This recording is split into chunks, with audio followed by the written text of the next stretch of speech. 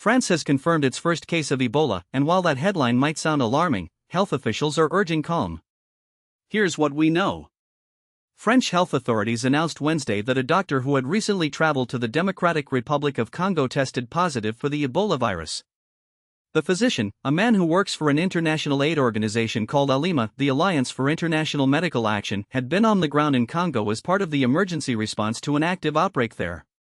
He is now admitted to a specialized healthcare facility in France and is reported to be in stable condition. French health workers are moving quickly to trace anyone who may have come into contact with the doctor. Those contacts will need to be isolated and monitored closely for 21 days, that's the virus's incubation window. Now, let's put this in context. The outbreak at the center of all this was declared in Congo on May 15. It's concentrated mainly in the northeastern Ituri province, and the numbers are sobering, more than 1,000 confirmed cases and at least 260 deaths, according to the World Health Organization. 82 healthcare workers have become ill during the outbreak. The WHO's Director General, Dr. Tedros Adhanom Ghebreyesus, said this case is, quote, a reminder of the risks faced by frontline responders. Healthcare workers are especially vulnerable because they may encounter patients in the early stages of infection, when symptoms, fever, stomach pain, can easily be mistaken for other illnesses. That's exactly what happened with an American doctor, Dr. Peter Stafford, who contracted Ebola in Congo on May 9 while treating a woman whose infection wasn't yet known. He was transferred to Germany for treatment, made a full recovery, and was released this month.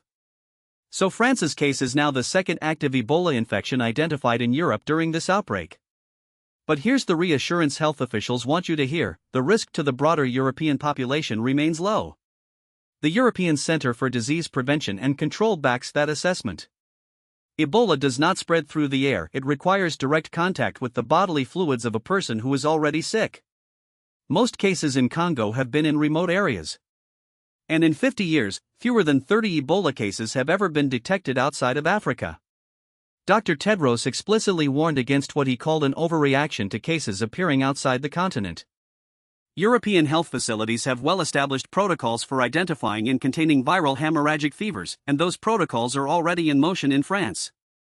The response in Congo itself is scaling up, though the WHO says it's still not fast enough.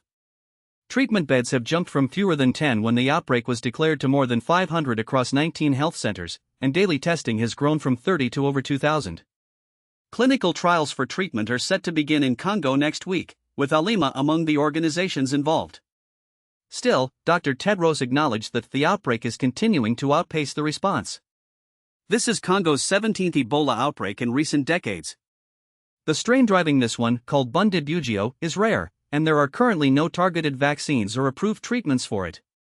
Ongoing conflict in the region has also forced large numbers of people to flee their homes, creating exactly the kind of conditions where a virus like this can spread rapidly. The situation in France is being handled, the risk beyond Congo remains low, but the people most deserving of our attention right now are the health workers and communities on the front lines in eastern Congo, and the case in France is a pointed reminder of the price they pay.